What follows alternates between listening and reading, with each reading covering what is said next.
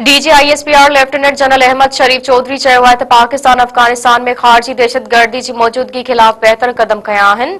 पाक फ़ौज दुश्मन जे हर जारियत ख़िलाफ़ फ़ौलादी दीवार बणल आहे।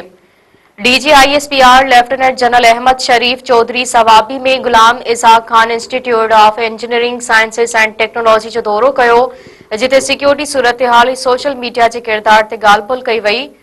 DGISPR वाज़े कयो त पाकिस्तान अफगानिस्तान में ख़ारजी दहशतगर्दियुनि जी मौजूदगी ख़िलाफ़ बेहतर क़दम खया आहिनि।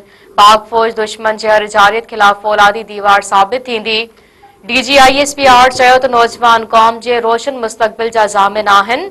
नौजवान मुल्की तरक्की ऐं खुशहाली में अॻवानी वारे किरदार जी हैसियत रखनि था। तक़रीब दौरान शागिर्दनि ऐं उस्तादनि पाक फ़ौज जे शहीदनि ऐं गाज़ियुनि खे भरपूर ख़िराज तहसीन पेश कंदे चयो त अॼु जहिड़ियूं ॿियूं बि वहकियूं मुनक़िद करणु घुरिजनि, जीअं डिसइंफॉर्मेशन ऐं प्रोपेगंडा जो ख़ात्मो थी सघे। शागिर्दनि चयो त क़ौम अमन जी कोशिशनि ऐं मुल्की तरक्की में पाक फ़ौज जे किरदार खे क़दर जी निगाह सां ॾिसे थी। पाक फ़ौज दुश्मन खे भरपूर ऐं फ़ैसिलाइतो जवाब ॾिनो आहे, जंहिं ते असांखे फ़ख़्रु आहे।